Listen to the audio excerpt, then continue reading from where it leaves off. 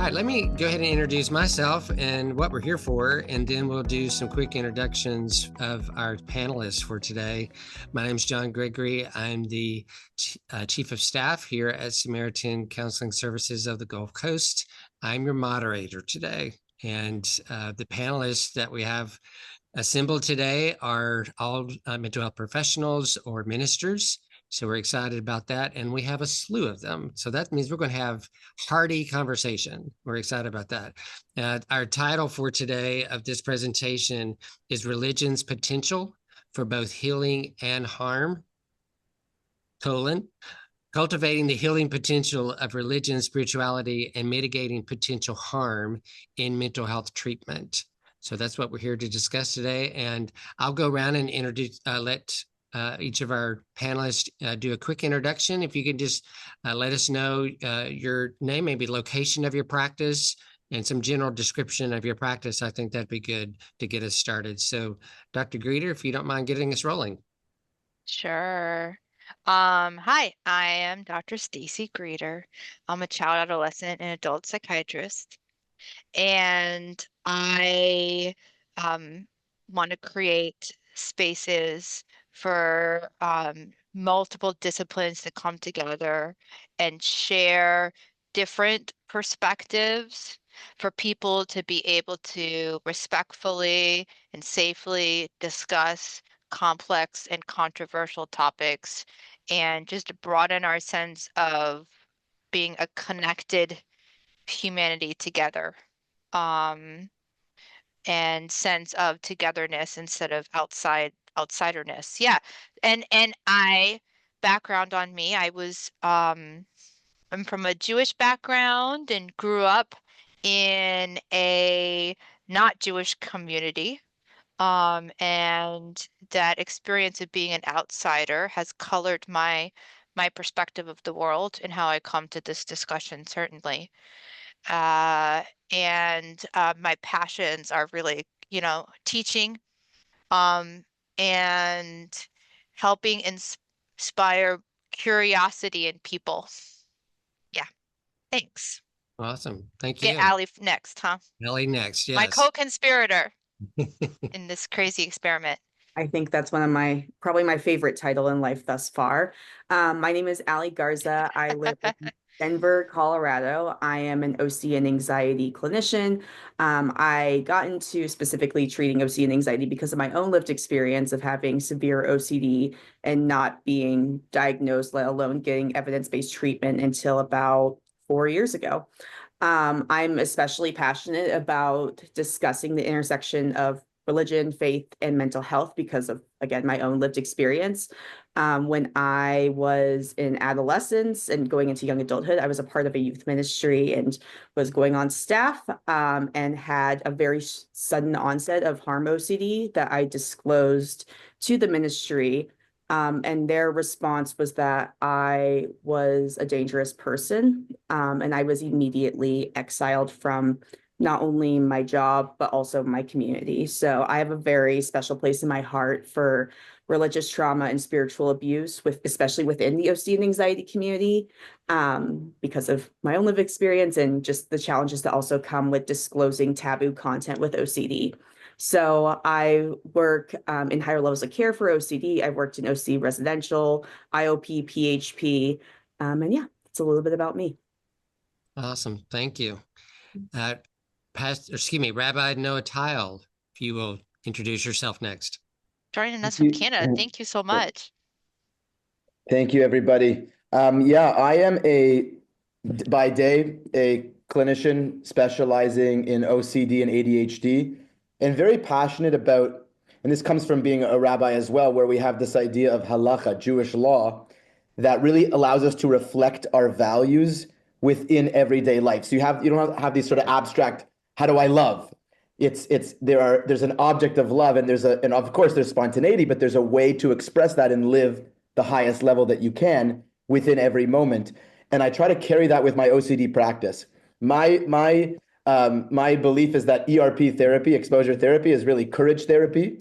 And it very much aligns with this idea that your brain is telling you what you're about to do right now is catastrophic. But in reality, it's really the most incredible spiritual practice of taking faith in your tradition, faith in the wisdom of your your leadership, faith in God, that what you're about to do, even though it feels absolutely terrifying and it's against everything that you feel, to really face that and commit. And so I just help people commit to the changes that they want to see at the end of the process of therapy.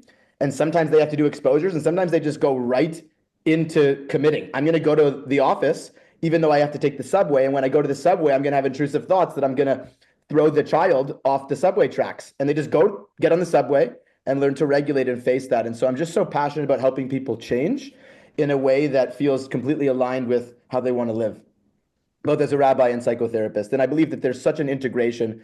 For so many years, we had so much battle between these two modalities, but in reality, wisdom of our traditions have been speaking about fear, facing fear, learning to lean on faith, courage for thousands of years. And it's so cool to see the intersection actually between the two.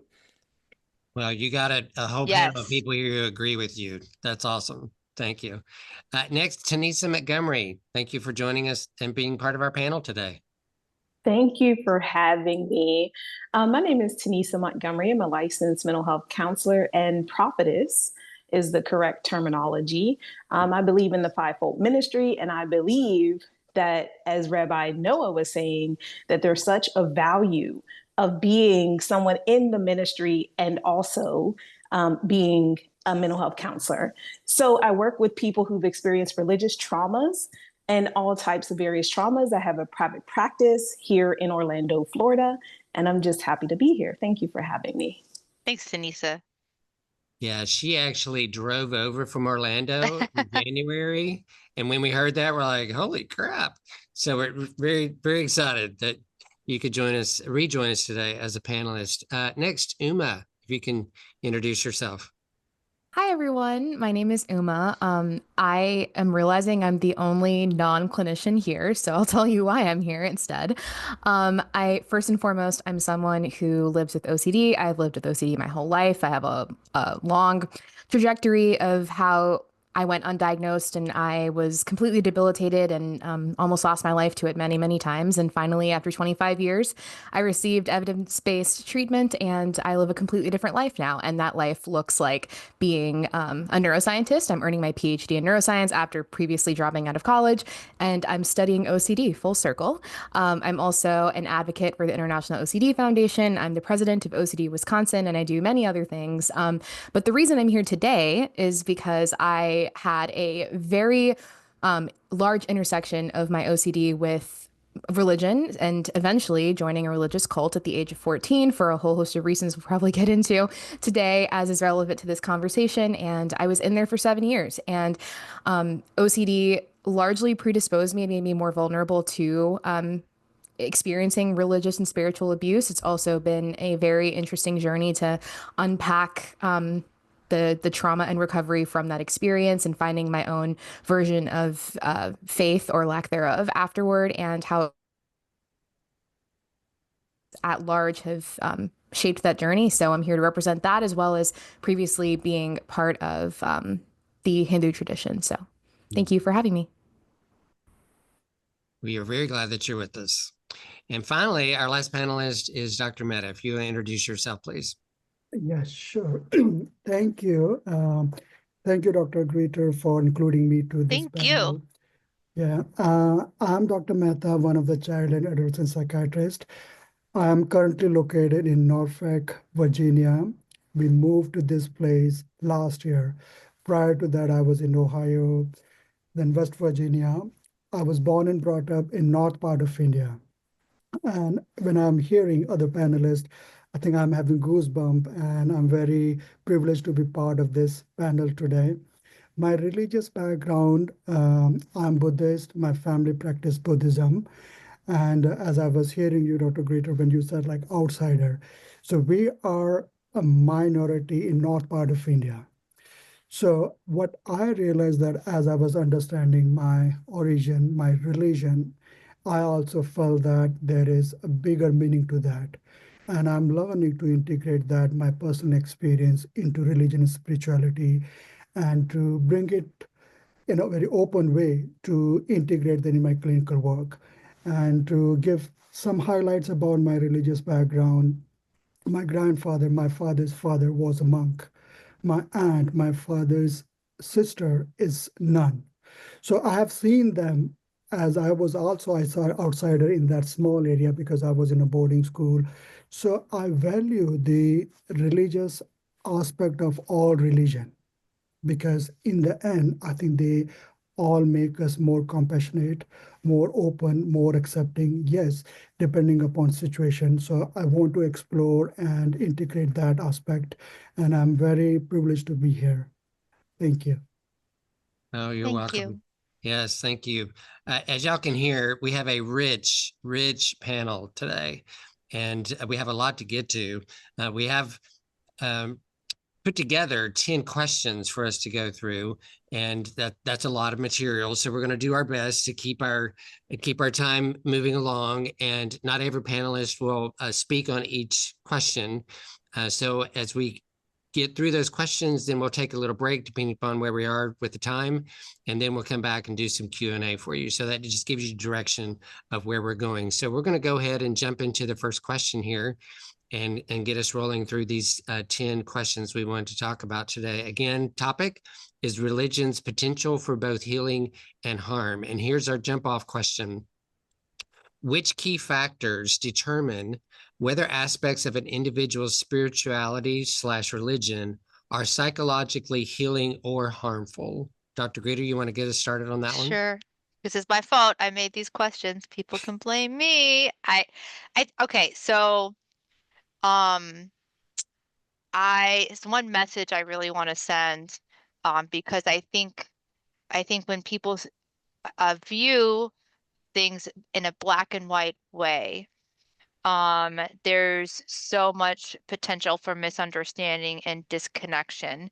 I see part of the rift maybe between mental health treatment world and the religion and spirituality world is that many clinicians see religious trauma and then label religion at large as harmful, or somehow counter to our goals as mental health professionals. And then at the same time, viewing religion of any type, of any community, as not harmful gets us into trouble. So I want to emphasize that religion and spirituality are powerful potentials for great healing, great good, great instilling of purpose. They have the potential within us to help us feel less alone in our suffering, to see common humanity. So I've been extremely curious about what are the aspects as we're working with our clients and we're engaging in the world.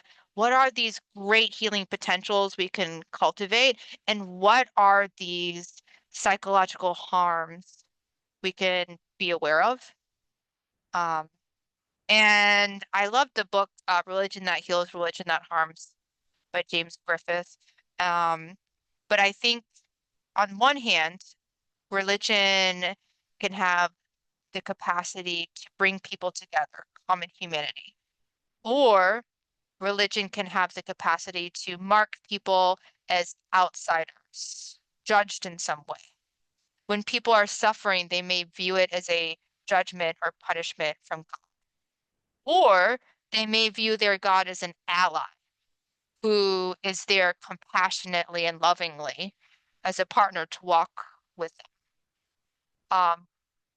So it can create purpose, meaning, and connection, moral reasoning, self-reflection, personal growth. Or in some high control, spiritually rigid religions, it can subvert that and be like, this is what you think. This is what you believe. Follow these instructions.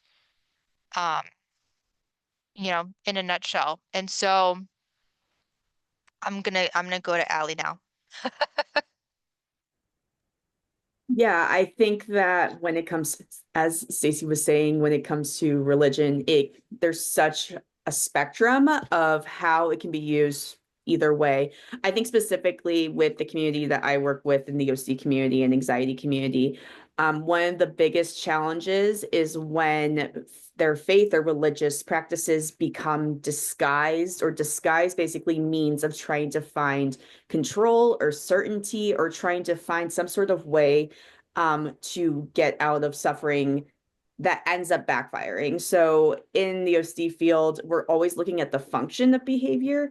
Is this something that you're engaging in as a means of connecting with something bigger than yourself, as connecting with your community, or as a means of, I cannot handle the uncertainty of life, and therefore I need to use this to try to get rid of that, which is impossible. I think also something that me and Uma talk a lot about, having had some similar threads of experiences with cult-like religious environments, is also the role of the different people in these religious realms in an individual's life. So what's the difference between someone who is guiding someone spiritually versus has a lot of control over another person's life, or how they feel about themselves, or why they're choosing to do the things they do? So this is something that we're constantly kind of assessing, is with this person's spiritual practices and spiritual community, is this something that is, supporting them and becoming more independent and increasing their confidence, or they actually the opposite, in which they feel that they need other people to tell them if they're okay or not, or what to do, and kind of along those lines. Yeah. Are we promoting an internal locus of control with self-reflection and self-exploration, or external, you're supposed to only do what so-and-so says and think such and such way? Yeah, I think that's a good point, Allie, Rabbi Noah, I think you had some thoughts for this question. Is that right? Yeah, I think one of the main factors that maybe differentiates the psychological world and the mental health world, in the religious world, is I think at times morality, meaning just because something might be psychologically harmful. Let's say a person is really devout and they really believe that they need to do the right thing. Having a conscience, having guilt, having shame is not evil in and of itself. If the function of that creates such that someone's going to be paralyzed, they're not going to be able to be connected to God, to their community, to the people that they love, and it creates sort of a shutdown of life, then sure. But people, a lot of people that come from religious backgrounds do believe that there is a right and wrong. That doesn't mean, of course, that there's not shades of gray in any individual situation that changes the whole picture. But I think that, for example, in my practice, sometimes I ask if people are feeling those emotions. It might be in the moment harmful, meaning they're not feeling good, they're not feeling thriving. But if you utilize that, like every year we have Yom Kippur, the Day of Atonement, and part of the Day of Atonement is actually to feel regret and bad about things that we've done. But in order to be cleansed, and in order to go deeper and stronger and more open and more loving later. So at times, I think that that's sort of a friction that I notice, is that people come to me and they want to feel always good, because they associate mental health healing as like, let's feel always like higher and better and happier. And I think it's not human to look at the world in that way. It's not healthy. I don't think that's healthy. So I just want to help people live more meaningfully. And that is the key word that opens the space to turn up some dials, sometimes about emotions that are not going to be pleasant, in order to access greater levels of meaning and greater context to what they're pursuing in life. It's and improve, grow, right? Because you're not going to grow without discomfort. So I think in the psychology world, we distinguish shame and guilt, for what it's worth. So guilt is this choice was not a good choice. I want to make a different choice in the future. This was not aligned with my values. And shame is I am a bad, unworthy person, right? And guilt is very healthy and drives us toward growth. Painful feelings are important signs for us that we need to make changes. Yeah. Does that make sense? I don't know if you agree with that, Rabbi Tile. Yeah, no, it's just, for sure, yeah, the key takeaway for me is just, it's hard to say, who defines the psychological harm at times. It's true. And that can get a little messy, but I think mostly it's about deeper, more meaningful, hopefully increasing positive emotion and making context for other emotions that might be coming up that they want to learn to handle better. Yeah. Well, thinking about that question, as far as factors that are determining it, let's move to our next question, which is zeroing in on the actual healing potential. And here's the wording of this second question. What practical strategies are you using to cultivate the healing potential of religion and spirituality? We'll start again with Dr. Greeter. I want to hear from other people first, actually. Okay, no problem. Is that okay? That is. Yeah. Tanisa, would you like to pipe in on this question first? Yeah, thank you for coming to me on this. I feel like there are so many ways that we can use what I would refer to as like battle strategies. So it's like collecting scriptural context and references that apply directly to your circumstances, and sometimes teaching and reteaching the deeper meaning and the understanding of what was said. So not applying scripture the way we want to apply it to a circumstance, but actually using it in its original context and not giving it our own meaning. So I think we can use battle strategies against anxiety to find peace. We can use prayer to find peace, to reconcile ourselves with the Lord, to escape from all of the worldly expectations. We can find ourselves getting into a prayer closet and really just talking with the Lord, walking through some of the experiences that we have, finding fellowship groups with people who are similar to us, who will support us and not condemn us for our choices, but actually come alongside us and referee our decisions. That's what we should be doing. We want relationships that actually challenge our decision making. And so we want to help people to find relationships that satisfy those needs and move away from this isolation idea that I can fix it all by myself, me and the Lord alone. But moving more into a space where we say, who are you accountable to?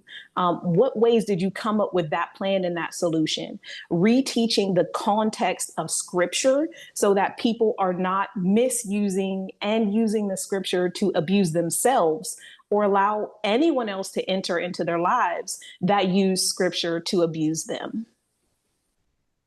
Dr. Mehta, what are your thoughts about cultivating healing potential? Thank you for giving me an opportunity to talk about this question. And I agree with Tanisha and all the answers and feedbacks related to the first question. I'm feeling more positive and energetic to listen to everyone. So going specifically to this question, as I'm a Buddhist, I think I was exploring my identity.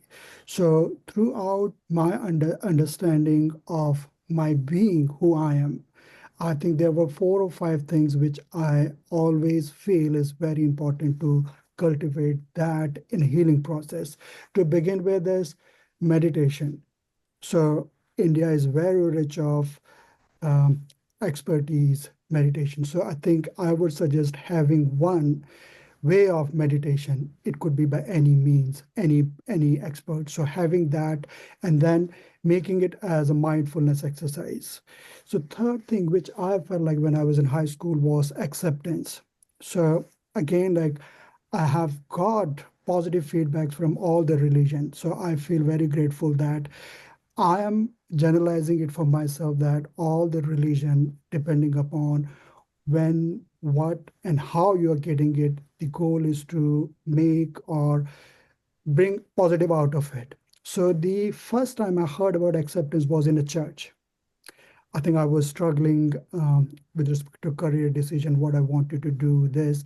I think the word I heard was accepted what is going on. I think it still echoes to me, and I put in a very broader context that accepting whatever is happening. And again, like we don't have to fight. Once we accept the things, I think it makes things easy for with respect to career choices, illness, anything. I think that was something. And then I agree with Tanisha about having a community support. So I think it reinforces with Buddhist preaching. Like you need that community, you need that sangha, you need that like-minded people to help you, refine you, be a referee, or encourage you. So that I do personally with my spiritual leaders. I have my aunt, so whenever I get time, I reach out to her, I talk to her to make sure that again, like it is to cultivate that feelings of groundedness. Yes, there are so many things happening in life, professionally, clinically, which you're exposed to, but you need a way to bring back. So that's one thing. And I also feel that more related to Buddhism, I think there are Four Noble Truths. I think it echoes to me very subtly, like there is, uh, like you cannot overcome everything. I think there is some uh, limitation in you. So again, like there is like suffering, there is a limitation, and there is a ways to improve, getting that help. I think all those help me to cultivate that process of healing, and I feel comfortable doing that, like as I see and work. Thank you. Dr. Greeter, did you have anything to add here? I kind of want to hear Rabbi Tyle's wisdom Okay, sure. on this topic, if that's okay. And I know Rabbi Tyle brought up a good point about maybe we need to really, I guess, move forward with humility as clinicians when we're trying to evaluate aspects of someone's religious life that can be psychologically healing or psychologically harmful. But yeah, what are your thoughts, Rabbi Tyle? So the practical, like how the cultivating healing religion, still the same. Okay, question. Sorry. But I do have a couple thoughts on that. Okay. One was practical strategies for cultivating healing potential of religion, and another, I was maybe encouraging elaboration on a point you were making earlier, where on the humility. Yes. Does that make sense? Sure. You said something like when we're deciding what's healthy and what's not, that's messy. I think that was something that you said maybe. Anyway, so that was just, two things. But I think the most amazing thing, and we were just learning about, you talked about the Four Noble Truths. So especially in the West, we know that a lot of mindfulness strategies were basically, we had these wisdom ideas about, dealing with suffering and dealing with, lack of presence in life. And the Buddhist tradition has been discussing this for 2,500 years. And then we study it. That's really cool, because in science, how do you fix something? You have to, like, there's a way that you have to figure out how to actually fix something. Right. Or how does, snow fall, or what is the scientific property of water, oxygen, whatever it is. In mental health, I think, as far as I understand, what we've done is we've said, wow, these are interesting ideas from wisdom traditions. Let's study them and see how people become happy. So what I think is so beautiful is, in the Jewish tradition, the word Jew means Yehuda, which means I will give thanks. And we have a whole system of blessings that teach us how in every moment, how to cultivate gratitude. We have a whole thing called chesed, which means loving kindness. And then you start studying, it's really good in positive psychology to develop gratitude, to have a positive attitude. And we think we're making this big, as we say, like chidush, this new idea, but it's all coming from ancient wisdom. How to be, so how to be happy, how to be loving, relationships, how to create loving families, secure attachment. All of this stuff is so sourced in at least in my tradition. Like Jewish wisdom we've been cultivating these things for 5,000 years since Abraham. on the good life and the meaningful life. And what I think is so beautiful is when you take the old ideas and then you amplify them with meaning. So I find that a lot of psychological modalities leave open spirituality, especially the third wave cognitive behavioral therapies, ACT therapy. You sense that they're trying to tap into something a little bit deeper. But I think what's so beautiful is that when you take these strategies and then you bring them to existing narratives and you increase people's connection to identity. So they're learning about gratitude practices, but then they're bringing it back to a story in the Torah or to a psalm of King David from 3,000 years ago. It like amplifies the experience. You get more tools and it amplifies the experience and it just feels really close to home. And the last thing I want to say about that is that's really sad for me is every clinical interview I do, I say, how's your community life? Most people that I speak to have no sense. They barely have any committed identities outside of maybe a small subsections if they're lucky. And I'm like, whoa, what's going on here? For thousands of years, human beings have been developing happiness, not just on an individual level, but through feedback and through growth and community and shared worship and shared connection and shared meaning and shared food and shared love. And I think that one of the greatest tools that religion and spirituality bring in is how to create conscious, cultivated community based on values that transcend the superficial and bring you deeply closer together. So these are some of the things that I try to figure out. How can I translate the language of the Torah? How can I translate the language of Jewish wisdom in a way that then resonates with people that are not of my own tradition? And I think the more particular you get, one of my favorite rabbis, Rabbi Sachs, always talked about this, like the more particular you get, the more universal you feel, you become. So like the more you're embedded in your own story, the more you can understand people's own unique stories in such a universal way, but also such an individual way.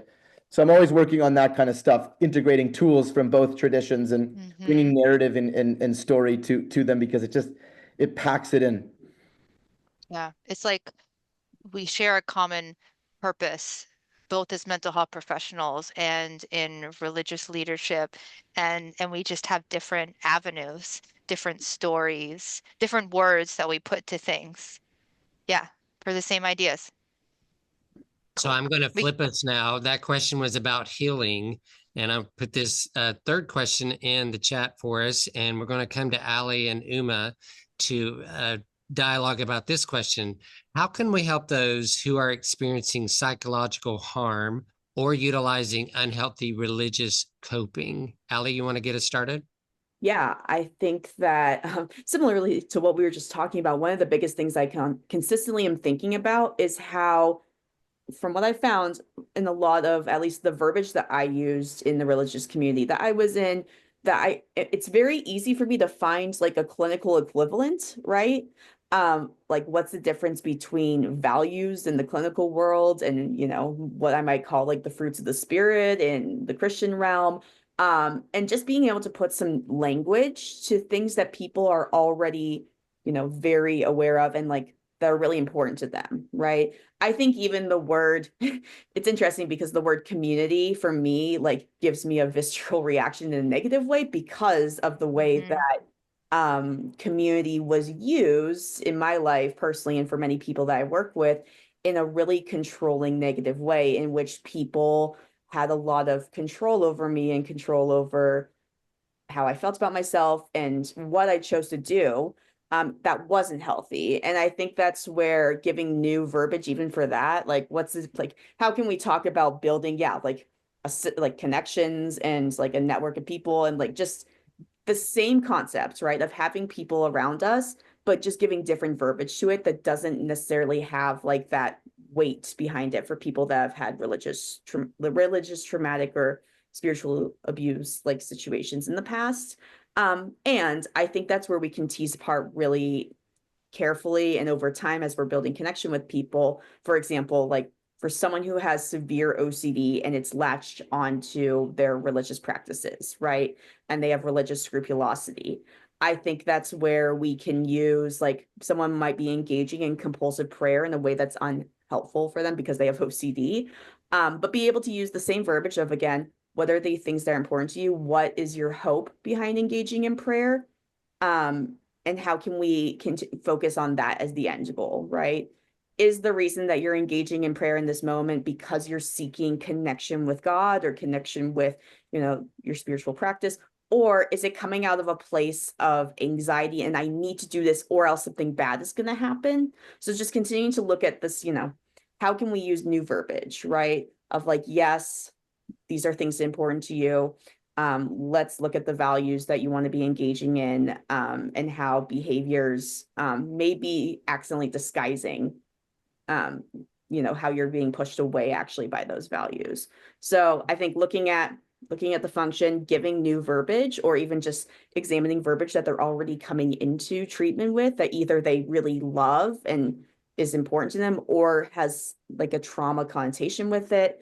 But then also I think that piece of autonomy and independence and locus of control is such an important concept, especially in the OCD community, of what does it look like to be supported, rather than in a situation in which you are dependent on other people's opinions, perspectives, and, advice in order to move forward. So that's something that we're consistently teasing apart, especially for people who've had those traumatic experiences. Were there things that you recall that were particularly impactful to you, Allie, that maybe either a religious leader or a mental health professional did that helped reach you to help you when you were kind of under the thumb, so to speak, of like this high control situation? Does that question make sense? Yeah, I think during the time, not a whole lot, but like I think afterwards Yeah, started engaging in OCD treatment, that's where for myself I was able to see, right. oh my goodness, like of course I was drawn to this community, and like of course also like that faith system is very much so still a part of my identity. For other people it's not, who have come out of these and I was able to identify the reason why I was so passionate about youth ministry was because I care about people, I care about advocacy, I care about all these, Yeah. and it was being twisted in this way that it was actually not giving me the connection and like all these things that I was looking for, right? So I think being able to identify those values and be like, oh, and this is the way I was taught I need to go about, connecting with others, outreach, ministry, and maybe there's another way that I can still go towards that same value or that same spiritual practice, but that is not under, being fueled by this feeling of like, I need to do this or else, but rather this is something that's important to me that I want to be doing, and out of a place of confidence and like, yes, like not fear. So it's very, it can be very hard to tease apart. And I think that's why for OCD folks, it takes a long time to kind of go through those things. And so, yeah, and building that rapport with a clinician is so important too, before someone dives in and is like, well, Allie, is that really important? Like, should you really be doing that? That would not have gone well, to say the least, at the beginning of treatment. So. Uma, I'd like to hear from you, particularly, from your lived experience. I imagine this question is pretty close to you, right? Yeah, I've been sitting here and I made Allie go first because I was like, what do I say to this? Because there's so much. How do I condense it down? But really what comes to mind outside of all the clinical expertise that was shared earlier was that, especially in this situation that unfortunately was not just mine, it is of so many cult and high control abusive situations.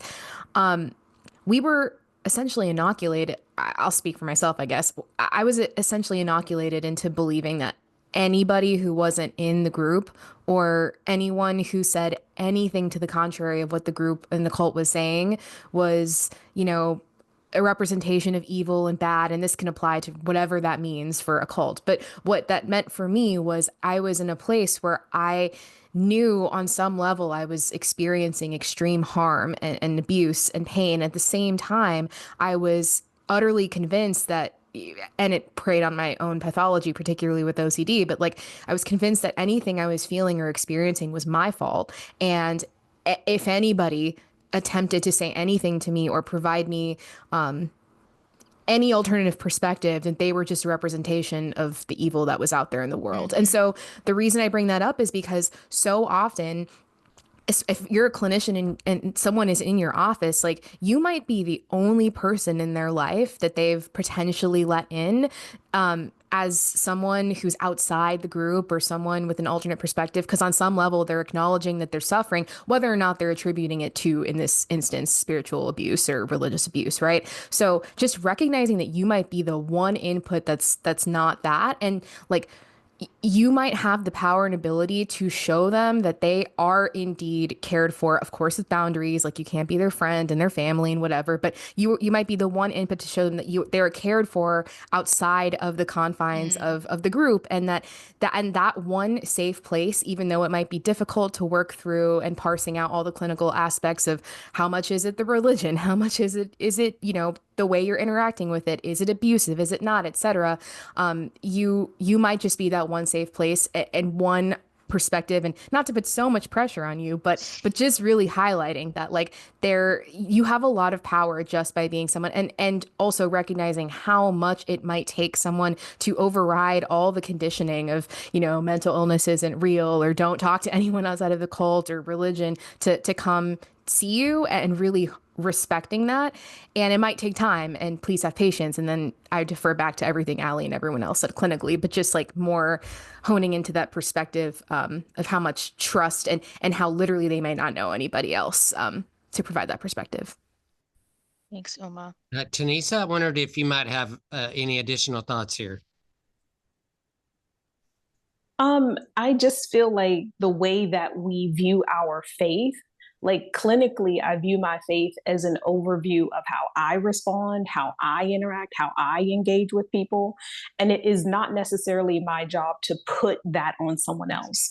Where some people who are maybe a pastor might feel like it's their job to put that on the other person to respond and engage and interact within the religious confines. But as a clinician, I personally see it not my responsibility to tell another person who to be and how to be, but it's my faith and my belief that I'm held accountable for. How am I responding? How am I engaging? And am I loving with the love of Christ?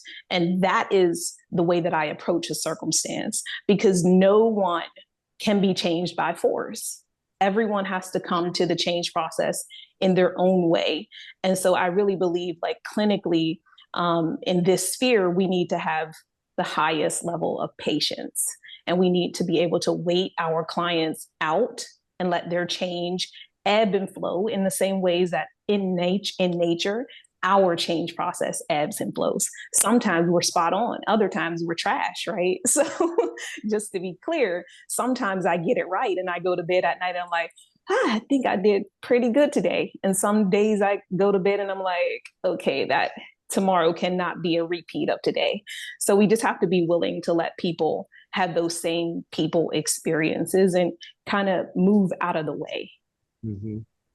That's a great lead in to our next question. So I'm going to go ahead and put that in the chat for you and ask actually, Dr. Mehta, if you'll lead us out on this question. And the question is, what is important to be aware of as a clinician when engaging patients of a different spirituality, religious background, in particular, a minority religious community? Thank you, John, for this question. I think as I was listening other panelists for previous question, I think I will start with role reversal. So as I said in the beginning, my introduction, I was in minority. So I had some hope and I wanted how I needs to be accepted or seen or understood. So I see that now we are in a different role. So even though I'm minority, I'm Buddhist, but when any patient or family is coming, I think the role is reversed. So what I felt that once we have cultural humility, as Noah was saying, I think we need to be very curious to understand where the other person is coming. And I think it comes from you as a clinician or provider or whoever is helping the patient and family.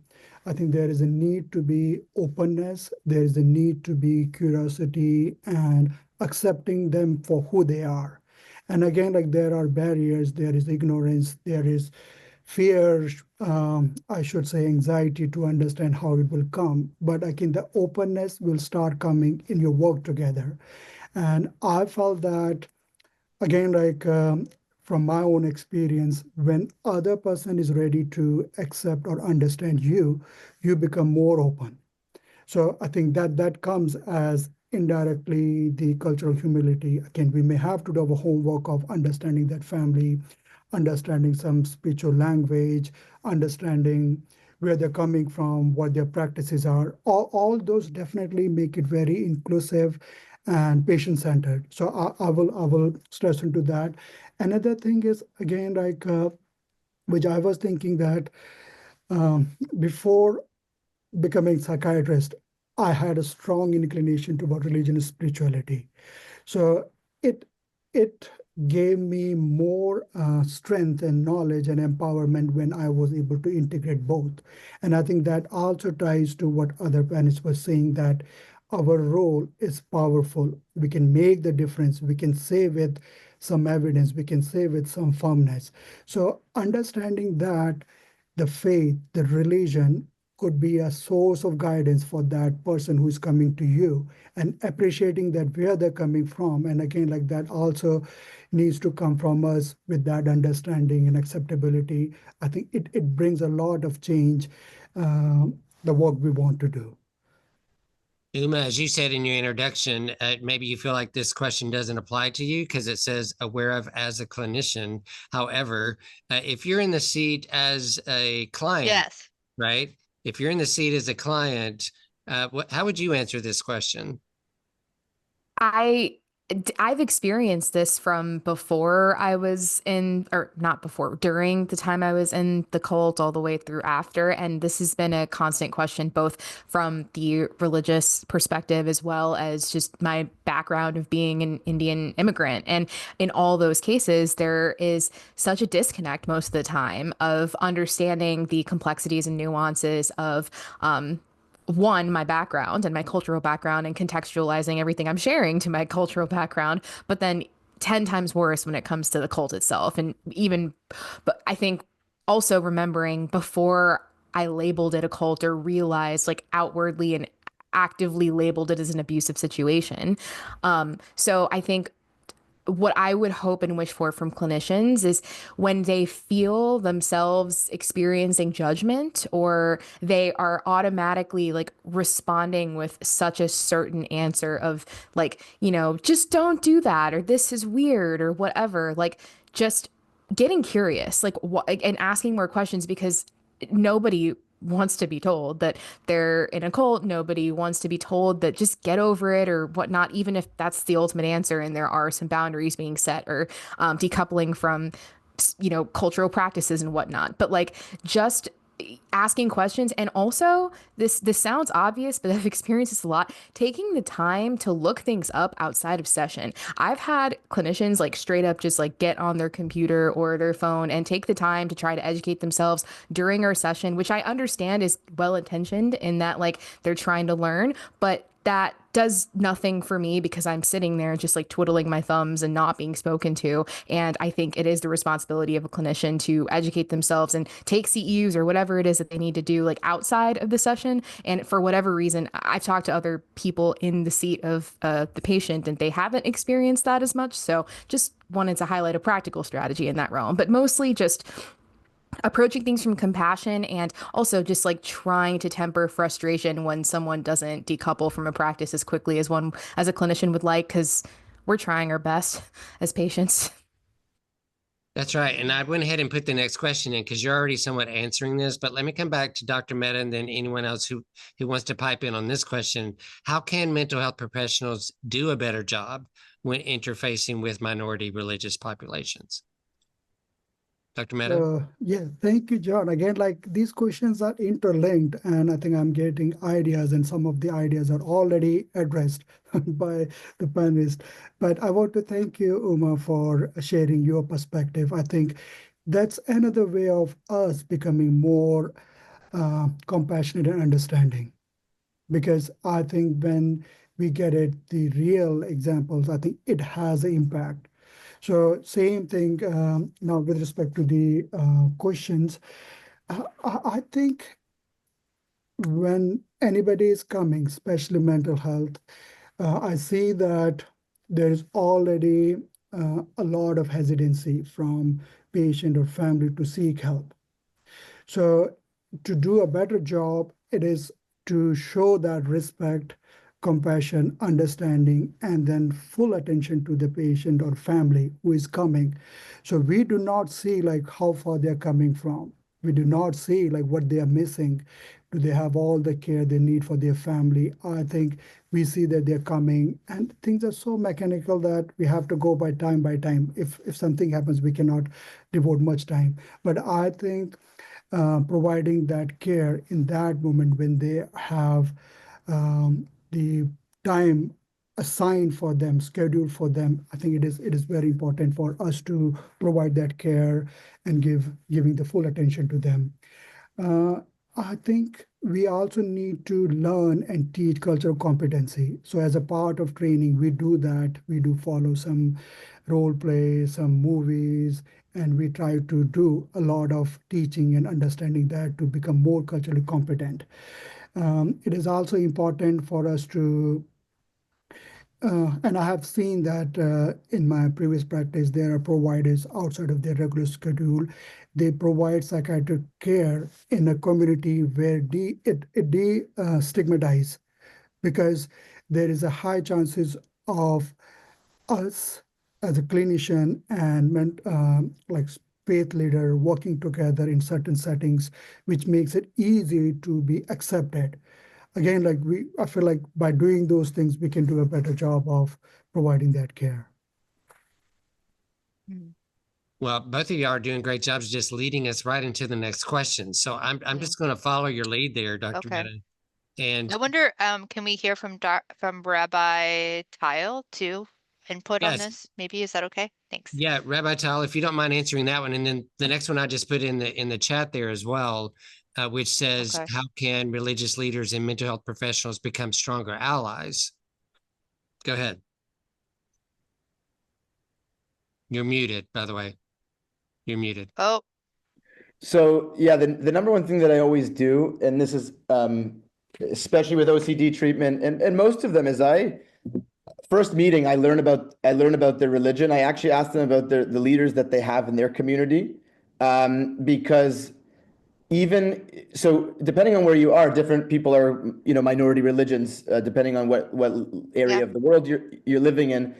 But the most important and most amazing thing to do is, as soon as possible, bring the spiritual leader into the meeting. What I find most empowering about that is that when you start to work with people of different various religious traditions, you realize how different each subculture within a certain tradition is. So you can't even get so much generic information. You really have to go to the source, and you want to learn about their community norms on a very nuanced level. And the best way to do that is to get information from the client as well as the spiritual leader. From there, then you can create a really good treatment plan, because I just can't express how incredible it feels for the client when the messaging is in unity between the person that they trust psychologically and the person that they trust religiously, and then they feel less alone.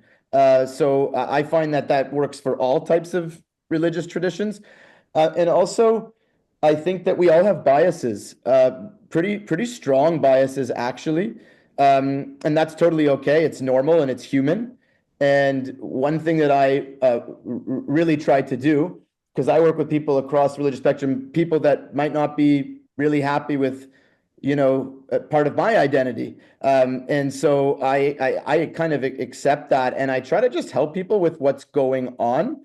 And if things come up that, I've had people say things that I find very hurtful, that they've said, whether they're intended or not, and that's totally okay. Most of the time I'm able to just understand that it's not my place to speak further or to speak up about it.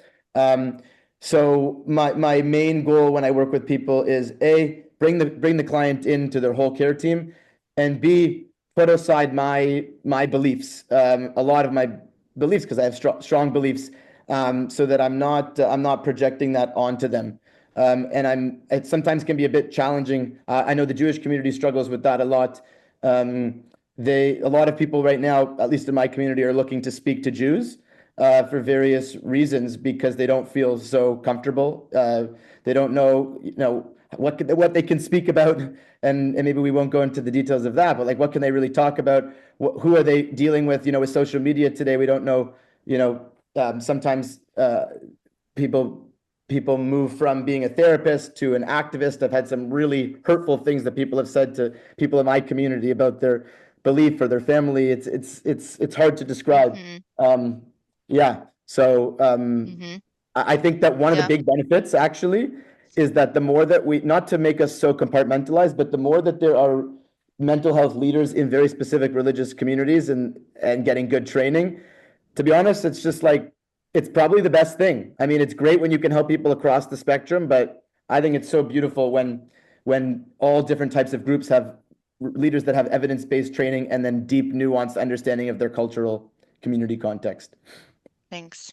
I'll comment more on that if that's okay. Thanks, Rabbi Ty. I really appreciate it. So many things coming up for me that it's hard to know even where to start. But I try to remind myself often when patients come in a rejecting or critical place, that a lot of times that is due to their fear of being rejected.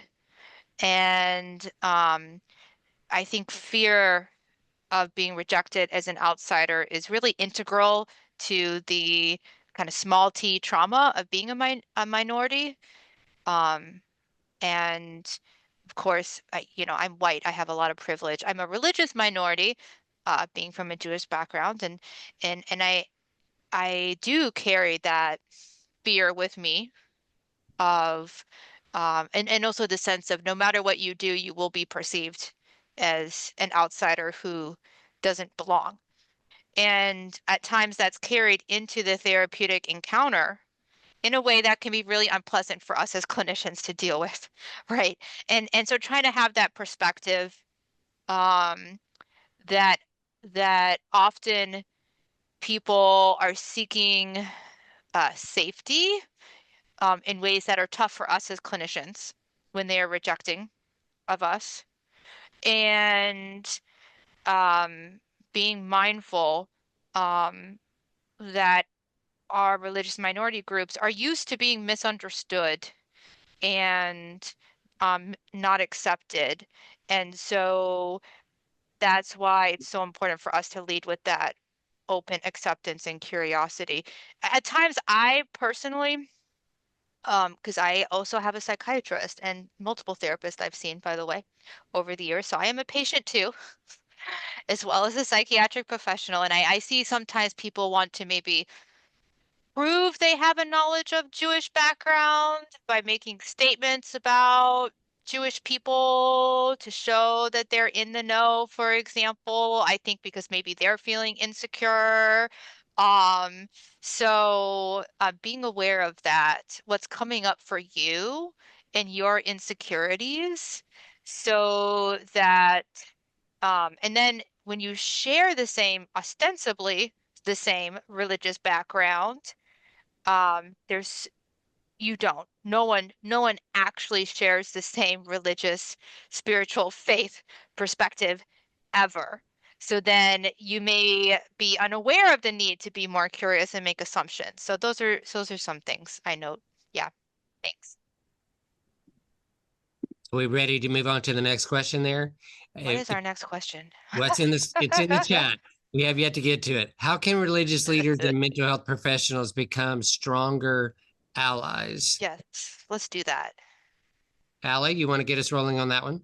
Yeah, I think that that's actually something that's very unique about the OCD treatment world, is that working with religious leaders is just a constant in my world, especially with people who have religious scrupulosity, because knowing what someone's faith community background is and knowing what, the rules are or what the expectations are is so important in OCD treatment, and having like that community aspect.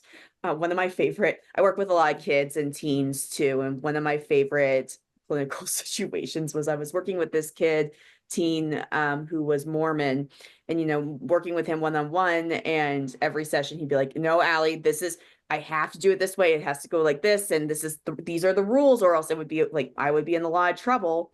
And I was like, okay, all right. Thanks for letting me know. Then a couple weeks in, we have a family session, and we're kind of going through, what he's working on in treatment and whatnot, and the expectations and rules within his religious community. And his mom and dad are like, no, he's allowed to do all these things. Like, those are his rule, like his OCD's rules, that he's like, oh, if I were to do this would be like really bad. But then suddenly I was getting a way bigger picture once I brought in like his family and talking to the people in his community. So I think sometimes like having that information is so crucial. Also because OCD and anxiety can twist things so sneakily.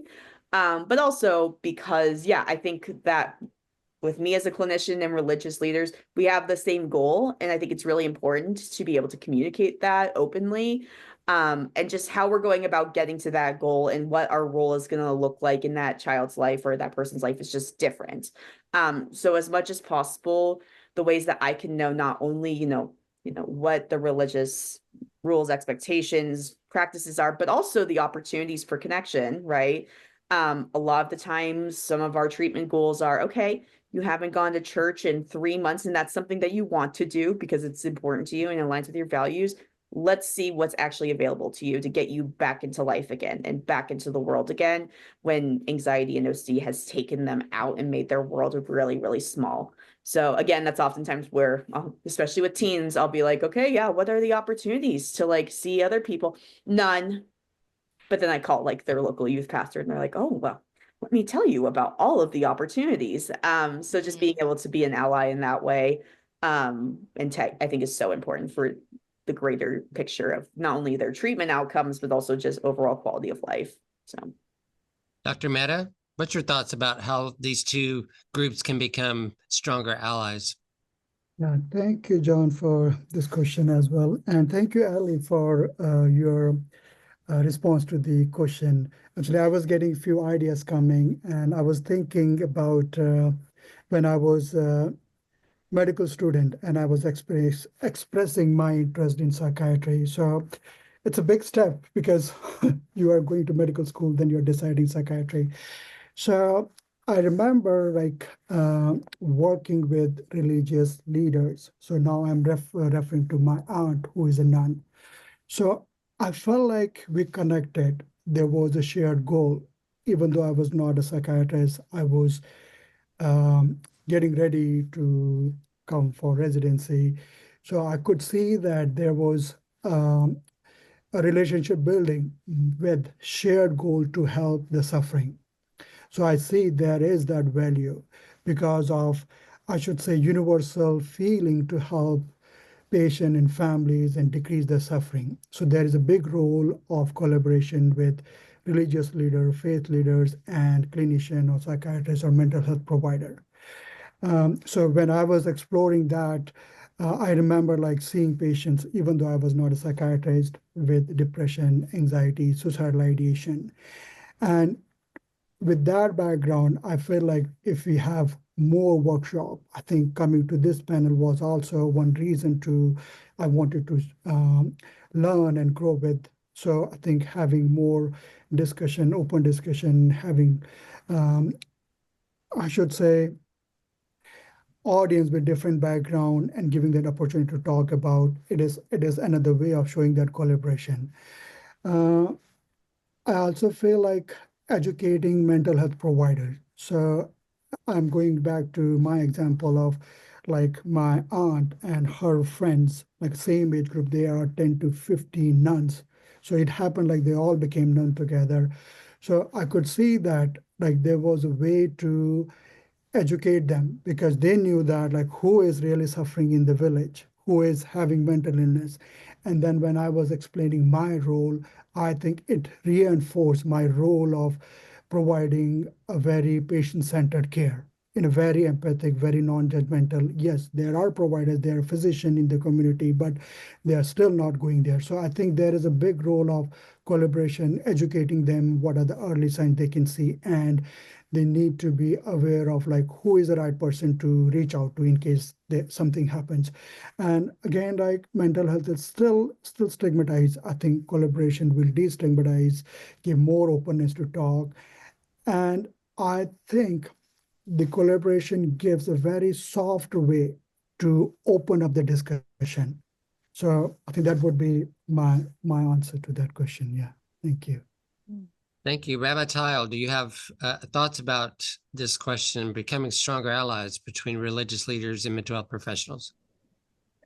Yeah, I don't think so. I think I answered it. I spoke about some of that in the previous one and some really good ideas here. I just can't wait until, for me, it's always about that narrative, bringing in, ERP, exposure therapy as an example, and having it be, sprinkled with religious content and story that just makes it so much more meaningful. So the more that there can be like a scriptural idea behind these practices that then make everybody feel more connected, that's like really special stuff to me. And I love reading about and learning about that kind of stuff. Well, then I want to take us back to, one of our previous questions was about minority religious populations. And I want to ask this question. I'll put it in the chat after I read it. What are the biggest barriers faced by religious minorities in getting mental health treatment? I'm going to come to Tanisa to begin us answering this question. The biggest barriers. Yeah, I would say that amongst African American communities specifically, we can sometimes, I have personally heard the narrative about praying when you're feeling depressed or anxious, and even had some clients say that they were told that it wasn't necessary to go to therapy. They could just pray about their issues and the Lord would relieve them of those things. I believe that the word says to seek wise counsel. And so when we're struggling with any area, listen, if you have an issue with your finances and you know someone in your community who knows, who is a CPA, you probably want to reach out to that CPA and say, hey, how do I get out of this mess? Right. So you want to reach out to an attorney for any legal advice, right? So any emotional advice, emotional intelligence, EQ, it's good that you have a therapist who can help you with that. Some of the barriers that I've seen are simply, leadership members, pastors, and people who are in pulpits speaking about praying away your issues, praying away your problems, fasting, and those kind of change the identity of faith for me, because then it means that my faith is no good if I don't get better. And that feels very unfair for the individual who's experiencing deep depression or who have experienced traumatic events. We cannot simply just forgive and forget. And in fact, the Lord never tells us to just forget what people did. He actually asks us to work through a forgiveness process so that we can be made whole. The forgiveness process is for us, but if we're simply just repressing our feelings and suppressing everything and pushing it down, we're actually gaining a deeper resentment in the pit of our being. And so what we see is angry Christians. And it's like, you're supposed to be loved. Help me understand where the disconnect is. You're mad because I bumped into you with my grocery cart, but you're supposed to be a representative of love. So those two things aren't matching. I believe that if we could find ways for ministry leadership and mental health leadership to have closer relationships, then we can somehow work into building a space where pastors and apostles and bishops find understanding about how mental health therapy can help their people to heal and be made whole and bring about deliverance and change within the Christian community. So that's definitely a big barrier. And then there's a financial aspect. Sometimes if there's a lower socioeconomic circumstance, maybe there could be a benefit of a mental health counselor coming into the church and offering services for free, pro bono, prorated, and maybe try to get the pastor or the leader of that flock to understand how to build a relationship, the value of that relationship, and maybe doing some slow work in the background to build relationships and community with pastors and other ministerial leaders. How are you? There was an earlier question, if I can interrupt, about supporting people who are undergoing some religious trauma. Do you have any thoughts on that? Question to Tanisa. I think, like, when you're talking about religious trauma, you're talking about a wound that was created by either some misunderstanding or misrepresented scripture, or scriptures taken out of context, preached en masse, or if someone abuses someone with scripture, like browbeats them, makes them feel guilty, or makes them feel like, if you love Jesus, then you will be at every service and you will be an usher at every. Listen, I have had that happen to me. Whereas, like, listen, we need people to usher, and you need to be ushering every single Sunday. And I'm like, oh my gosh, when am I supposed to get nourishment from the word? I can't just be of service. So I think before the trauma takes place, there's like a burnout, but you keep pushing past that because you love God. And if you love God, then you'll keep showing up, and how you feel doesn't matter. God doesn't care how you feel. He cares what you do. And so we have to be careful about some of the ways that we misrepresent the heart of God. And I think if we're teaching people the heart of God, the character of God, and reteaching, even those in leadership need to relearn certain aspects, because even I've experienced some people in pastoral roles or leadership roles, not to pick on pastors, God bless them, they have a hard task, but those individuals who are speaking to the people on behalf of the Lord, having their own trauma that they haven't dealt with. And so they're preaching the gospel through the lens of trauma, and that is very harmful. Yeah, Uma, wounded leaders. You might want to hear your thoughts on this question of the biggest barriers faced by religious minorities in getting treatment. You had some thoughts about that? I do. I think, like, feeding off of what was being shared earlier, I think to contextualize my answer, I think there's the parts of someone coming in with issues or concerns or pain that are in more their mind or their pathology interacting with the faith tradition and experiencing distress as a result of how their mind and their conditions, especially OCD in my context and many others, interact with faith traditions that are, generally speaking, like, healthy and supportive for otherwise. And then there's the other side of it where, straight up the faith tradition is abusive and harmful and is, in worst case scenarios, labeled an actual cult. And I guess speaking to both of those, part of what's so hard about accessing care is the fact that there's just not enough education around what those traditions look like, and being able to identify exactly what's going on, which seems like a very obvious answer. But to this day, even when oscillating between the cult, which happened to be Hindu, but was a whole other situation and not representative of Hinduism as a religion, versus me unpacking my upbringing earlier on in the Hindu tradition and sort of where I find myself now, there's still just such a stark lack of understanding, despite it being one of the 5 main religions, I suppose, of the planet. At least that's what I learned in school. There's just such a stark lack of understanding, even in the way it's taught, and, labeling it as polytheistic when it's actually not so, but people think that, and so many other things. So there's that element to it. And then also just more specific barriers, and when you're a part of a high control group or just generally a much more limited group, is that there's just not mental health awareness. Like, there's pure and simple, like, no mental health awareness, and that intersects a lot with being a racial minority as well.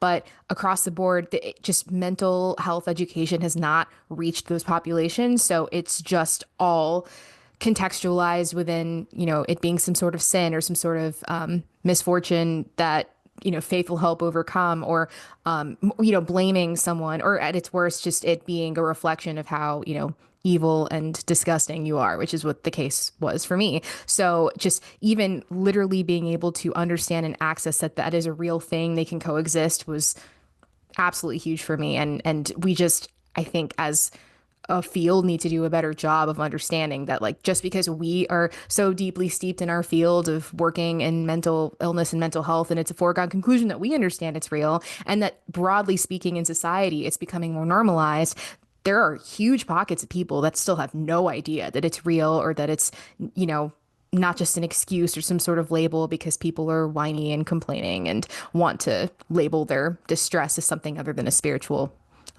misgiving. So I think Thank you, Rabbi Tile. By the way, sorry, just to interject here. Thank you, Dr. Mehta, for joining us today. I know you put in the chat you need to leave. Thank you so much. Thanks for your time. Thank you very much. Thank you so much. Yeah. Good afternoon. Rabbi Tile, I want to come to you as far as this question about barriers. You touched on it a little bit. I wonder if you have some more to add there.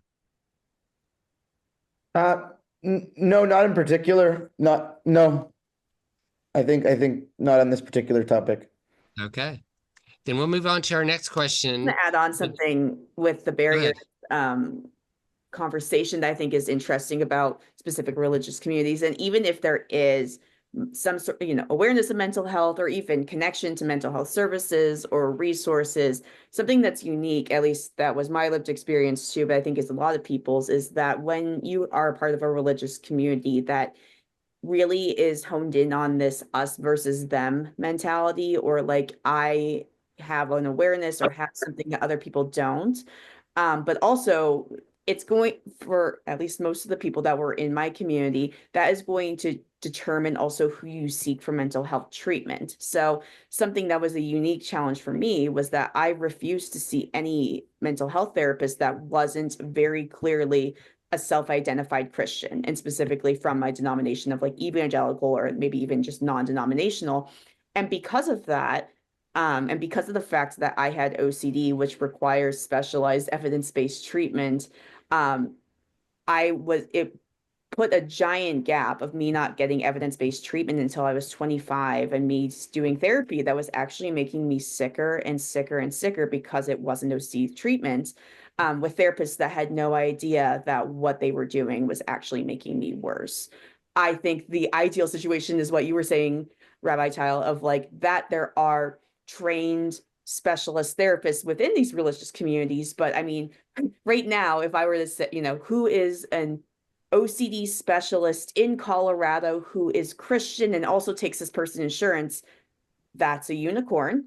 The likelihood that that person even exists is very limited, unfortunately, let alone, that are they even going to be a good fit? The one single person that has that identity and all those different factors. And because I continued to see therapists who weren't trained, it put off, years, and actually, pushed me away from my faith because I was so sick with OCD that I had no quality of life. So that's a challenge that I think is unique, that a lot of my friends and people also in the OCD advocacy community don't understand if they don't come from some type of religious community that has that element, or just high control, or even a cult environment. So. Thank you, Allie. I'm going to move us to our next question. And of course, this is for the mental health professionals, but how do you know you have overstepped your boundaries as a mental health professional in unduly influencing your client patient's spirituality? I want to come back to Tanisa. Your thoughts about how do you know when you've overstepped? One tool that I found useful is a session rating scale that I have clients complete after every session. And I ask them at the bottom to write anything that they felt uncomfortable saying in the session, or to write something that they didn't say, either about them or about their experience, so that we can potentially pick up there next week. And so if it's something that I've done, first and foremost, I accept, whatever I've done.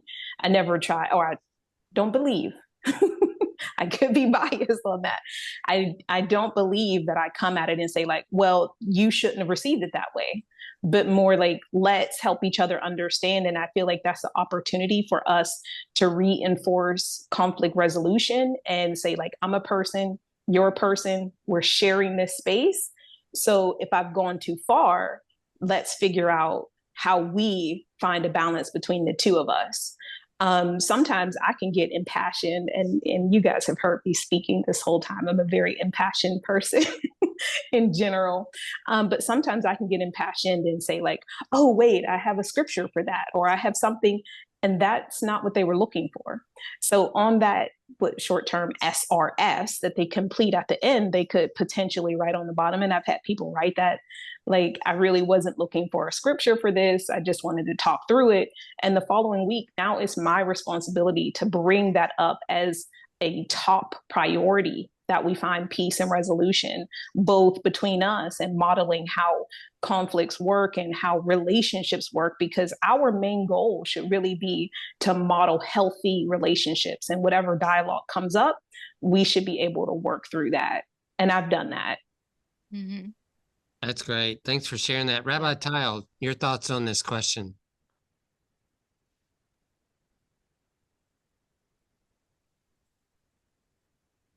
Oh, you're muted.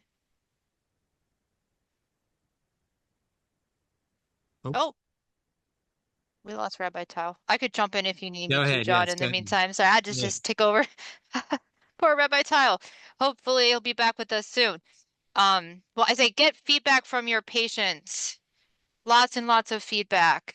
Really, really practice non-defensiveness, so that you can be open, and aware. It's not a matter of if we're going to overstep and screw this up. It's a matter of when.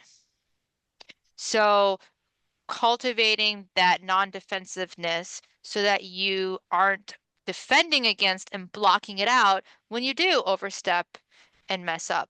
Like I stole from Irvin Yalom the strategy of asking patients, last session while you were driving home, what was on your mind? Anything that was just niggling at you. How are we doing in our relationship? Any fears you have about what's going on? And so that helps us be aware of our countertransference and center autonomy, because we do not come into this unbiased. And you can't both care about your patients and not have biases, right? Like we really care. We have a value system that we come in with, and we have an agenda, right? It's there. But to be aware of it, so that we can center that individual's values and agenda and autonomy, I think is key. So feedback from your patients. Mm-hmm. I think it's interesting because I think actually the bigger problem, like, of course, unfortunately, there are still the situations and the clinicians and, in which they overstep and do overtly hurtful things, in which they're telling someone what they believe they should believe, or doing something overtly harmful like conversion therapy. But I think that's where like that has continued to become less and less the case. But what is the bigger case is actually clinicians or medical or mental health providers that don't ask. And yeah, because they're too afraid of messing up, so they don't go there. Yeah. I think that's where they make, I think that's where they make assumptions that aren't, it's not about overstepping, but actually that they've tried to fill the gaps and aren't getting an accurate perception. I talked about during the last panel, a patient I was working with who was in OCD residential treatment and came from an Orthodox Jewish background. And we're going through, the norms and the expectation, like what are the things within his religious community. And as he's telling me these things, I'm just assuming that therefore that's important to him. That's what he wants, and never asked, right? And so then a couple of weeks later, it's like, oh, well, yes, this is what I'm supposed to be doing according to my community, but that's not what I want for myself. And I think that because I didn't ask about like, how would you want to practice these things? And I just assumed because he told me that's what his family does, that it actually was a huge gap in treatment. And I think on the flip side, I know for myself, when I've talked Mhm. to mental health providers, there's been times when they just assume that because of my lived experiences that I want nothing to do with Christianity, and that wasn't the case. I think that's where we talked about on the flip side, like that for you, there was also cases in which, correct me if I heard you wrong, but like providers assumed that you being in the religious community was the healthiest, or engaging in faith was what you wanted or the healthiest thing for you. So I think those assumptions of when people don't Mhm. ask is actually where they get themselves in the most trouble in the mental health field. I think Rabbi Tile is back, by the way. My Oh, you're phone now. muted, My John. computer just It's completely cool. froze. I hope it's okay. You're good. You're good. Okay. I want to give you a chance I'm to. just lost again. Let's bring me back because I just got Yes. very Oh my gosh. flustered. Okay, so I was talking about the importance of getting feedback from your patients, cultivating non-defensiveness so we can understand when we've overstepped. And then, yeah, Ali was talking about the importance of not assuming and more mental health professionals not being afraid to go into these spiritual and religious topics. Like people are afraid to mess up or cause offense and then don't go there, and that causes harm too. And then the question is, Totally. how do you know when you've overstepped your boundaries in unduly influencing your client's spirituality? Okay. Right, John? That is correct. Cool. Okay, but minus the second part, just Sorry. crossing the boundaries. Just minus the second part and just crossing Mhm. boundaries in general. It's so hard to know how somebody's going to be affected by the way that we're communicating to them. So we don't know exactly if it doesn't always look so explicit, like we said something against the religion or something. It could be very subtle ways. I think the most important thing that I do with clients, and I actually do it kind of playfully close to the beginning, is I'm already challenging them. Um, Part of the reason why they're there is to be supported and to feel really loved, and at the same time is to feel loved and supported by someone who's willing to challenge and understand deeper and have them clarify things. So whether it's about religion or anything else, I'm much more open to asking about function, like just taking risks, and especially when it comes to religion, I think it's really of course, not being explicitly offensive. That goes without saying, but what ends up happening is even if there are some rupture or some challenge, when it's done with it from a place of support and trust, it's just an opportunity to be like, no, you got that wrong. That's not how I see it. That's not what I would respond to from my perspective on that topic. I find that the more um, supportive but also challenging I am, the more that people trust and the greater progress actually comes. So I've had so many times where I've had to have, I guess, like reconciliatory conversations in a way that someone said, wow, like what you said there, I really, really appreciate it. Like sometimes they'll say like my religious faith says X about this. And I'm like, especially being more understanding context, working with a lot in the Jewish community, also in the Christian community, with speaking with so many different faith leaders, I might take a risk right away and say, are you sure are you sure? Is the OCD speaking right now, or is that really coming from your faith? And they might say, no, it really is. And then we have a conversation and get much more clarity as to where they're going. So I'm okay with ruptures temporarily in order to build closer, not with no purpose, not just to be controversial or something like that. But I just think what an opportunity we have for people to be supported and also have people say things that they can never, either they can't hear from the people that they love because it's too triggering for them when it's coming from that person, or just they've never heard before because no one said it, no one's seen it. And sometimes it's oh my gosh, I'm upset at you in a way, but I'm also so thankful that you said that. So that's been my experience. That's terrific. Before we get to our final two questions, just want to remind everybody that the link has been in the chat. Maybe we can put it back in there.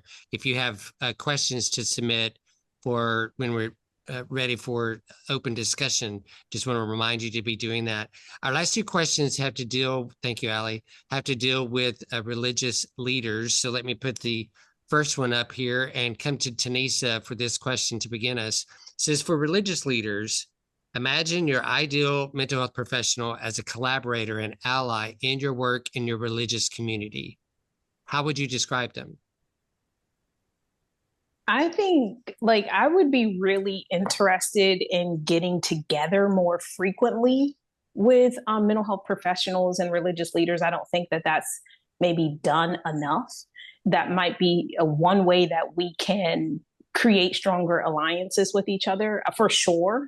Anytime you get together with people, it breaks down all of the pretense of like your title and your role and who's big man and all these things get broken down and you can actually get to know a person. I believe genuinely that when you get to know a person, then you can start to believe in what they believe and you can start to understand their perspective.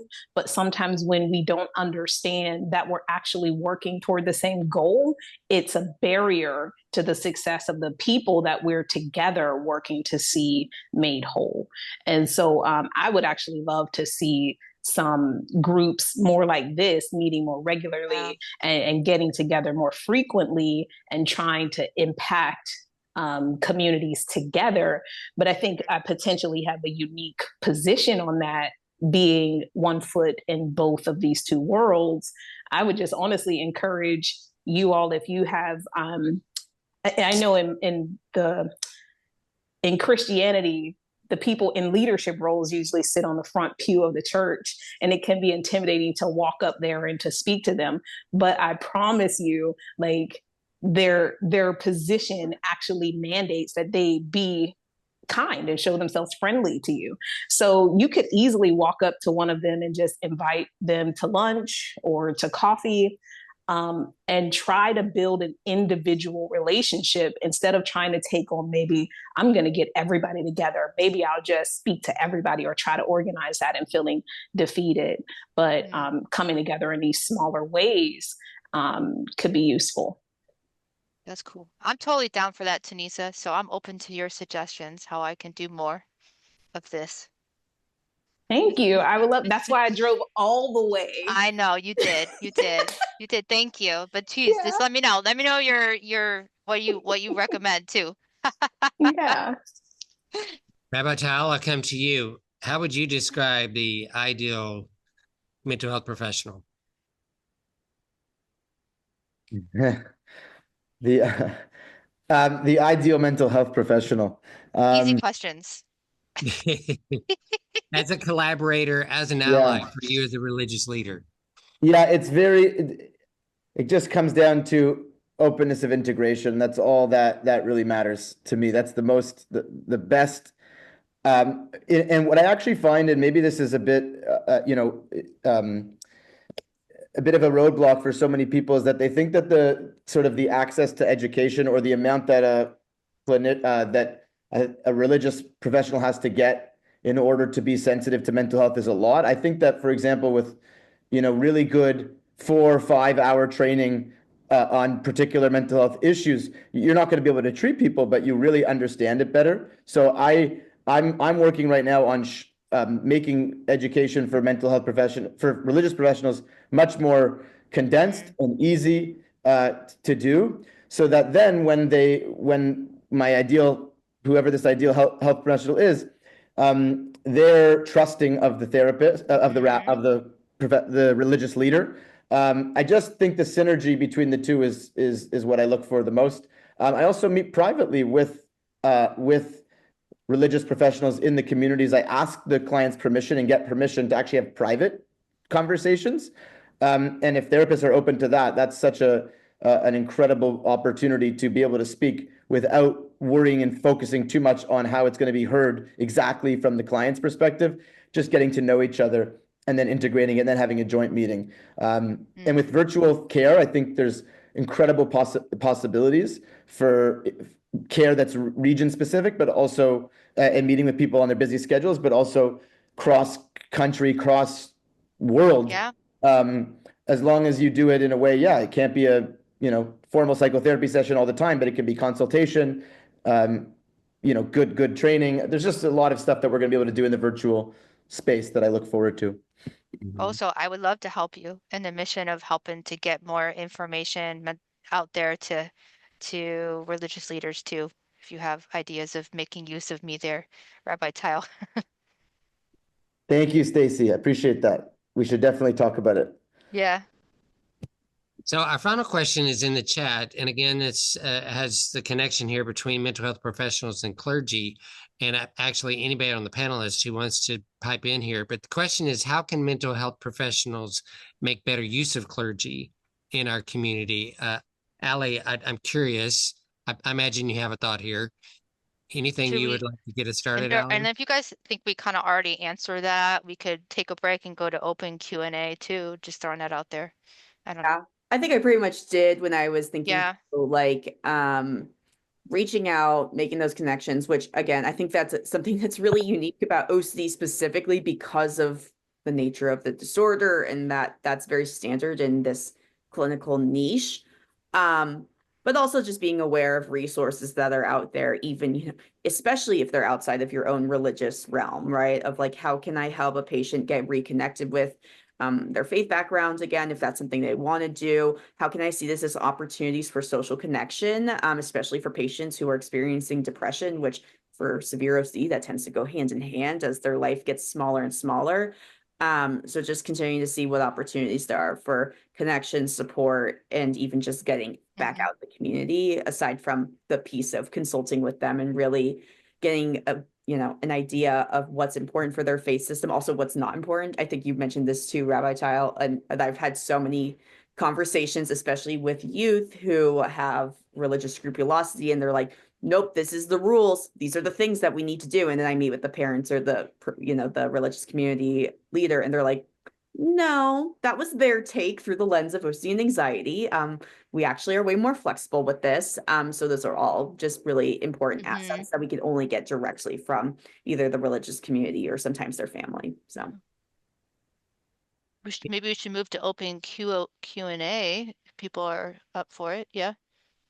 If we don't feel like well, if you need a break, have at it on your own. Yeah, go ahead, and we can see what questions we may have if you've put them in the Google search there. I don't have that open. Let me see if I can find that. Do you have it, Allie? Yeah, you just want me to copy and paste them into the chat? That'd be great. Yes, that would be helpful. Thanks, Allie. Glad to know we have some.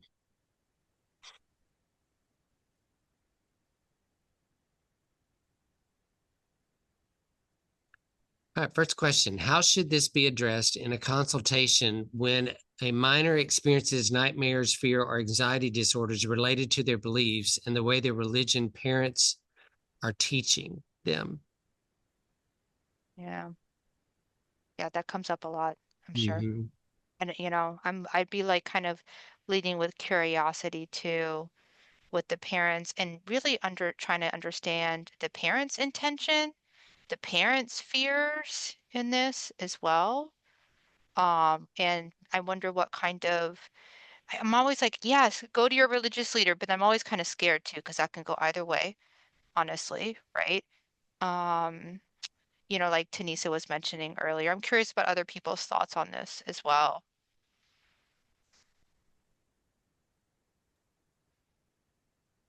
I think that this is sort of maybe a foundation that gets missed. You know, there's a lot of different dimensions to the religious life. There's not just, you know, love of God, there's fear of God or awe of God. There's all sorts of different emotions that create different experiences. But I think the foundation is a deep, loving, secure attachment to the God that you're, to God, to Hashem, especially if you're talking, I mean, different people have different spiritual practices. So if someone doesn't believe in it, some sort of transcendent God, maybe it's a different discussion. But I think that what's such a beautiful opportunity with a belief in a creator, a loving creator, is that it's sort of the meta attachment that then feeds into all other attachments. So when you have a secure, loving relationship as the foundation, then I think the nightmares have more context. So if that child is maybe has some right instinct about something that they're afraid of that we don't want to just dismiss as only your anxiety. Maybe it's anxiety, but also partly related to something that's really going on in the, you know, in the soul, or in their psychology. But if you start with helping people cultivate real, like a felt sense of what we call like devikut, clinging to Hashem, to God, in a way that is really experienced and it's emotive, and it's the background that then moves everything forward. I think it just gives context to the rest of it. So without that, I think it's very hard for people to feel safe. We know this just with parental relationships. If people don't feel securely attached, it can be really, really hard. And so from that standpoint, I'm always looking at that, like go back to the basics and understand the core feeling and beliefs that they have about their creator, and then moving into that, into their other loving attachment relationships that stem from that. That's just something that I try to do. And what if, Rabbi Tile, the parents' conception of God is one of a very punishing, judgmental, a being to fear, and you're working to create a loving, compassionate, secure attachment with that God. I don't know if you have thoughts on that, like how we're approaching those people, maybe? If that question makes Totally. I sense. mean, It's not an easy question.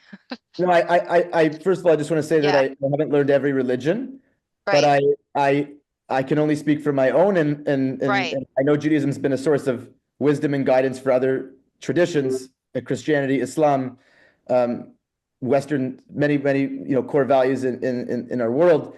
I think there is no concept of a punishing God. I mean, to deny the idea that like our actions matter, and just to say that there's no, it's actually scary. I don't want to get into, it's a deeper conversation, but to believe that there is no justice in the world, to believe that it's all love, might actually make people mad. If God forbid someone had somebody do something irreparably damaging, to believe in a God that will track that in some way is actually vindicating to that person. It can be really scary to live in a world where, I don't know. I just think it's a balance. But if that's there's true. no love, like if there's no love and they're just in that dimension, then I point out the distortions, and then we look at all these other areas of the Torah and we say, well, what are you supposed to do with that?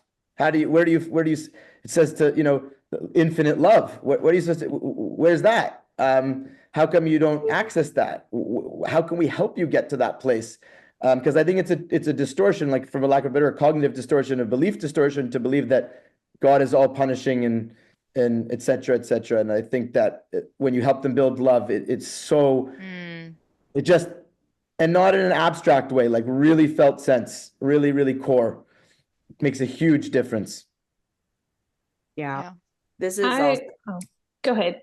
I was just going to say, this is a topic that is so near and dear to my heart, especially because prior to pivoting into OCD work, I spent about 6 years working in youth suicide prevention. And then my husband and I became foster parents to teens who were experiencing homelessness. And a lot of the times, the reason why a teen had been homeless and living in a shelter was connected to their identity and their parents' religious beliefs and the impact of those things. And I think that's where, honestly, how you navigate that situation is so nuanced.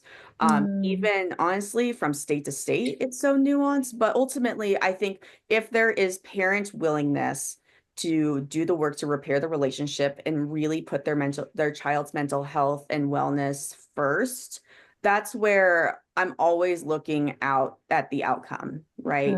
Your child, and this is a conversation I've had, your child wants to die. They want to kill themselves.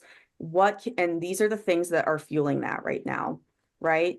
What can we do to work together to change that outcome, right? How we get there is going to be different. And I think that's actually why I'm especially passionate about working with parents. That's kind of my specialty, and bridging the gap between a Gen Z, or I guess now they're younger than that, and a boomer is like my favorite thing to do as a clinician.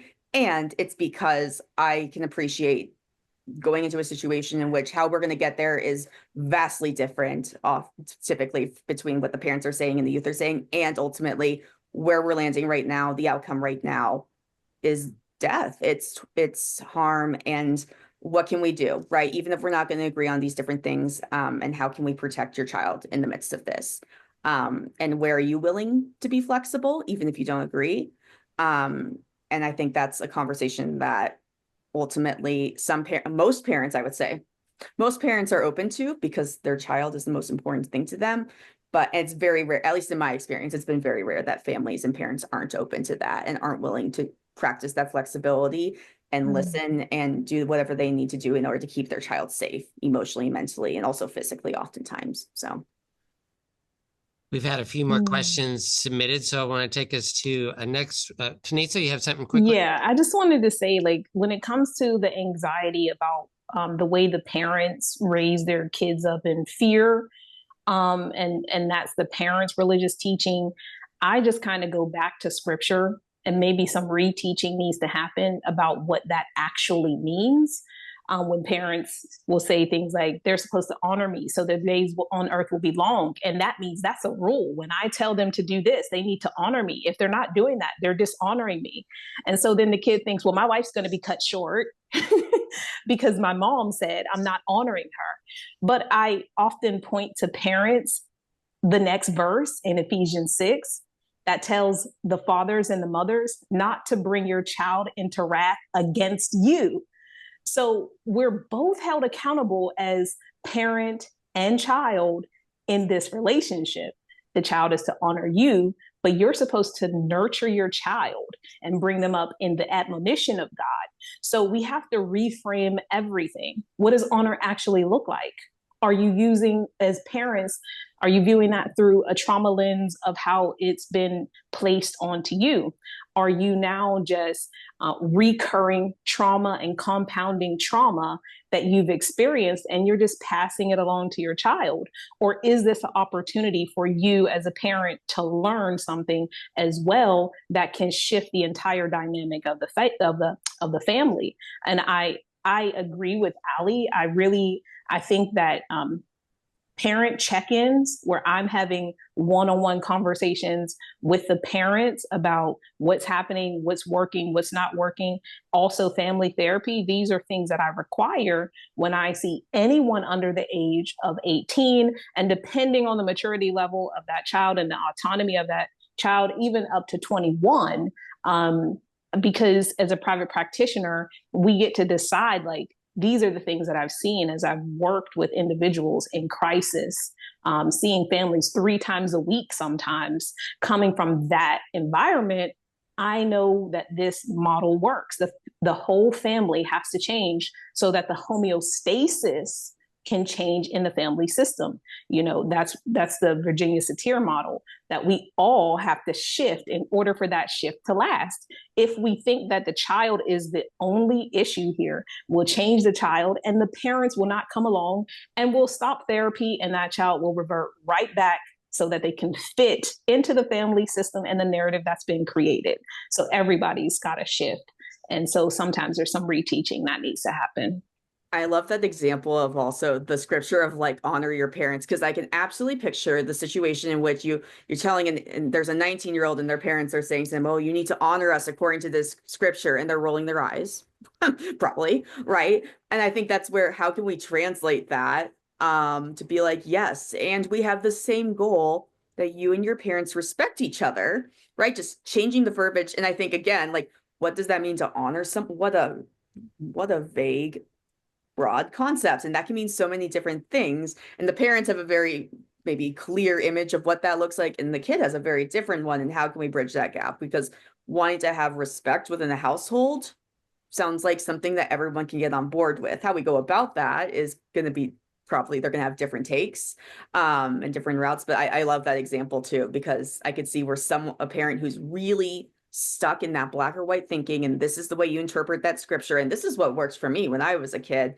While the intentions are good, I would imagine, of like, this is what I want in my household, that's where the route to get there, you have to adapt it to like all these different factors. And that's where I think family therapy is so important. And yeah, for the higher level of care programs I've ever worked for, it's a requirement because mental health disorders, especially OCD, is unique, becomes a family disorder. And so it's crucial, that piece. Yeah. So the next question from an attendee is in the chat here, and it circles around OCD. What are some ways that clinicians can practice self-care when a client's faith triggers their own OCD fears? Thoughts about that? I think that's you, Allie. Well, but that's for me, like where I've never personally, for whatever reason, my OC's never had been religious scrupulosity. It's not a coincidence that the content that my OC has always latched onto has been harm OCD. And I'm like, of course, and I think that's where I was so drawn to the religious community I was in, youth ministry, because there's nothing I care more about than advocating and protecting vulnerable people. So of course my OC is going to be like, what is the most terrifying thing on earth? Harming vulnerable people. And so I think that's where as clinicians, when a client triggers my own OCD, that's called a Monday. I think that's just like doing the work of like, yep, this brings on anxiety and this is important to me because, doing this work, it's a great opportunity to be in OC therapy. And continue to be like, yep, and doing this work is the most important thing to me. And I'm anxious, shocker, let's go on with the show. So yeah, that's I mean, I can speak a little too. Not of a particular religious theme, but I have gone through one of my intrusive OCD fears was how I was doing my suicide assessment and uncertainty of like, and this has happened, right? You can ask a client a certain way about suicide and you can ask a different way and they give you a different answer. Yeah, welcome to teenagers and human beings. Okay. Right? So at one time OCD kind of had me where it was like, well, ask multiple times or this way or that way, blah, blah, blah, right? And I reminded myself that if I was, kind of beating a dead horse or my fears were coming out, that is going to harm my patient, right? Ironically, through this whole process and therapy, I got really, really good at doing very welcoming, like non-judgmental suicide assessments because I had to go through a whole process in therapy to work against my OCD fears of the ambiguity of I ask it the wrong way or something or do the wrong thing and my patient completes suicide, right? There's always this very tragic OCD narrative kind of in the back of your mind. So I don't think that count. I mean, I suppose the self-care tool then was therapy for myself and also keeping my value of trying to do what is most healing for my patient and not what is most comfortable or self-protective of me as a clinician in mind. Yeah. I'm going to go ahead and put the next question in. Cool. And before I read it, I'm going to also put in the link to the CEU survey that is now in the chat for you. So if you didn't get that in an email earlier, now it's there for you to complete if you're looking for the CEUs. Question to the panelists: what book recommendations do you have to help support clients with unraveling spiritual abuse while also honoring their wish to stay in their religion? Any book suggestions? Yeah. I'll make a suggestion. I wrote a book. Cool. I put one in the chat too. Do it. It is. Oh, okay. It is a 21-day fasting companion that lays out 21 different areas of concern amongst single waiting women, so women in abstinence. And it's written in a way so that it starts to clarify and cause people to investigate the word for themselves and get their own understanding, which is what we should all be trying to do, is like, is that what the Lord actually meant, or is that this person's interpretation? And sometimes what the Lord meant is misinterpreted. But so that's one thing that I recommend. I recommend that book because, well, obviously I wrote it, but are you putting in the chat for us, or what this book is called? called? Should I do that? Is that Yeah, right? I'll put it in the chat. But yeah, so the idea is just really that you're on a journey with yourself to find out what the Lord is saying to you. So it's a journal as well. So you read the scriptures, and I walk you through a few things and explain the words, and actually use Hebrew and Greek transliterations to help break down words where there have been miscommunication about what certain scripture says. And so you can do that as a self-search for what religion is for me, and map it out for yourself. So people can look inward and really cultivate their personal spirituality to find what's really in line with their values personally, without having to say, oh, I'm no longer Jewish. Oh, I'm no longer Christian. You see what I'm saying? That deconstructing doesn't mean leaving your faith base at all. It can be making it much more spiritually personal. And oftentimes when people are fasting, it's usually just you and the Lord. So you're not getting other people's feedback about what you're doing and how you're doing it. You're just with yourself and the Lord. And hopefully with the way that I do the narrative, it provides a way for people to find their own Christian values and find themselves in that way. Yeah. Also, I put the link in the chat for Reverend Katie O'Dunn. She was at our last panel. She's going to be at the upcoming ones, and she is a fantastic human and just also a fantastic resource in the mental health and religion world. And she has an app called Stick with the Ick, and she has a whole slew of resources there too. But coincidentally enough, later this month, I'm going to be doing a support group, a group specifically for religious trauma, spiritual abuse through her platform and through her app. What I love, and there's an annual OCD and faith conference that's virtual that happens, and I got to run that group during the conference. And what I loved about that group was that with I think there were like 50 people there. There was the full spectrum of people who had been through different types of religious trauma.